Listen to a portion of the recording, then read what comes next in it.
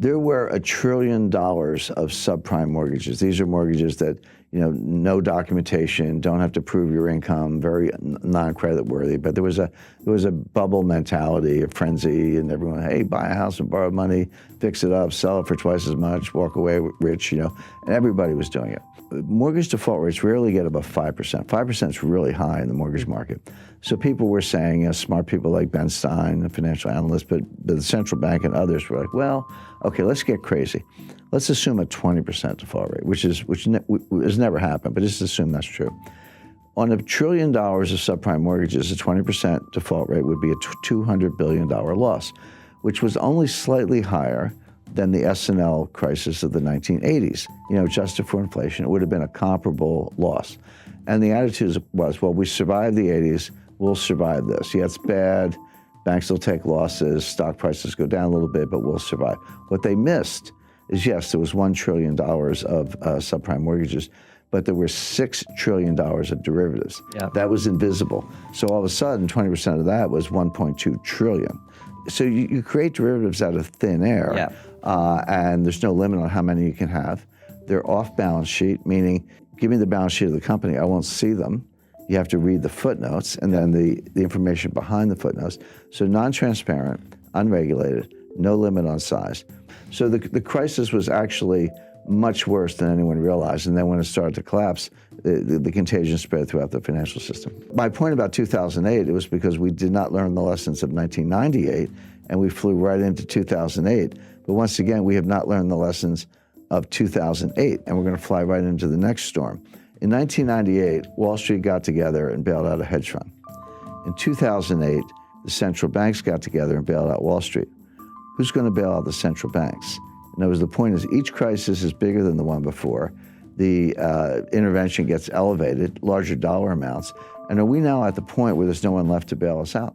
And one of the questions I'm asked most frequently is, okay, Jim, I kind of follow your analysis on how risk works and how complexity theory and capital markets, how that works, but where's the crisis coming from? What's going to be the catalyst? It's actually a long list. Now, student loans, there are $1.6 trillion worth of student loans.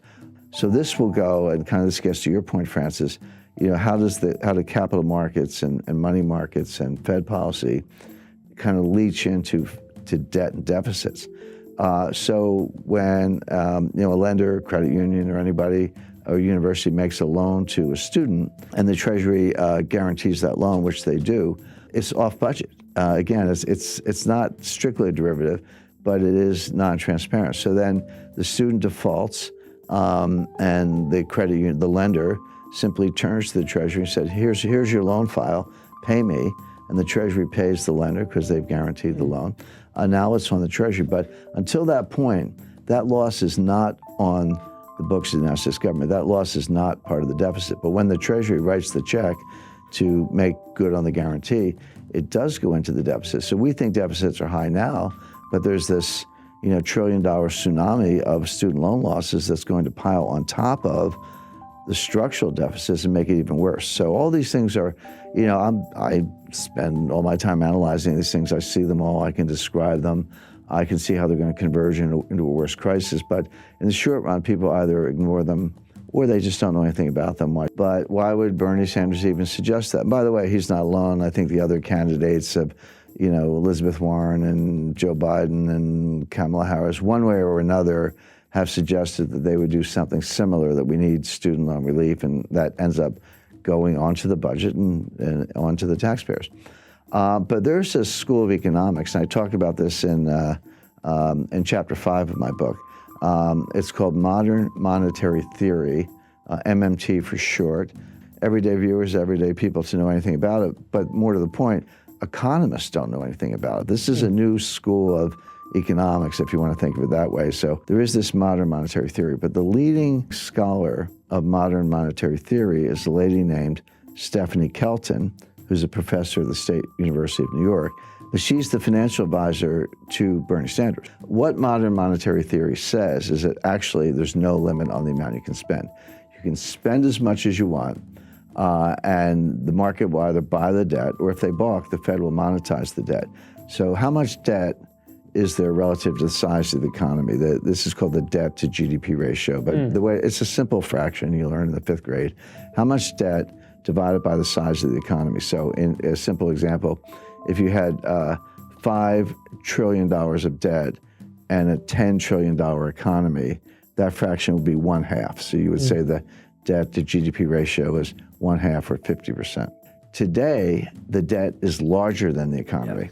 That ratio is over 100%. We have round numbers, about $23 trillion of debt and about a $22 trillion economy.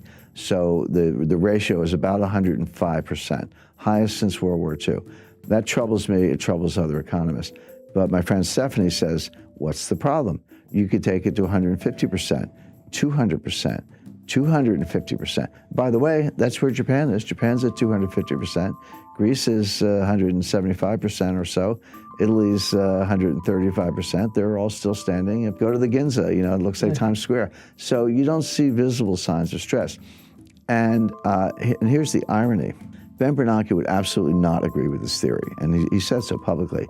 But Professor Kelton says to Bernanke, you proved our point. You were the one who took the Fed's balance sheet and quadrupled it from 800 billion to 4.5 trillion or so. You proved that you can print trillions of dollars of money without causing inflation, without causing high interest rates, without causing a run on the bank. So all we're saying is, you did it to prop up Jamie Dimon's bonus. We wanted to do it to forgive student loans. We may have different policy objectives, but the process is the same. What's the problem? Now, of all the things I've debated, for years I was dragged into Bitcoin versus gold debates, which I thought were silly. I don't like Bitcoin, I do like gold, but it's like fish versus bicycles. The debate never made sense to me, even though I did a lot of them. Of all the things I've had to rebut, this was actually the most difficult because it's superficially appealing. First of all, legally it is true that the Fed can take their balance sheet as high as they want. There's no legal limit on the Fed's ability to print money. It is true that Japan has a much higher debt to GDP ratio, and they're still standing. It is true that the Treasury can borrow as much as they want, subject to periodic increases in the debt ceiling, which have never been denied. And the Fed can monetize the debt. So all the elements of the thesis are actually correct. So how do you refute it? And the answer is that legally it can be done. And if your goal is to print a lot of money and forgive student loans or give a guaranteed job or guaranteed basic income, whatever it is, in theory you could do that. But there is an invisible psychological boundary, and this is what the modern monetary theorists don't understand, and I don't think Ben Bernanke understands it. There comes a time when people wake up and they say, I don't know what's going on here. I don't have a PhD, but get me out of the dollar. It doesn't. And so, I'll buy gold, I'll buy silver, land, oil, natural resources, buy a new car, buy a house. Get me out of the dollar into something tangible, because I no longer trust the monetary authorities. I no longer trust the Congress. I can't believe that you're going to spend this much money without ceiling, without limit, without causing inflation. My inflationary expectations will go up. And the way to deal with that is to buy hard assets, starting with gold, but not exclusively gold. There, as I say, land, real estate, and natural resources. They're all good. They're all good substitutes. At that point, interest rates will skyrocket. All of a sudden, the bond market will have difficulty selling it. The president of the Congress could take away some of the Fed's independence. All of these assumptions could come crashing down very quickly, very unexpectedly, and that's the problem with the theory.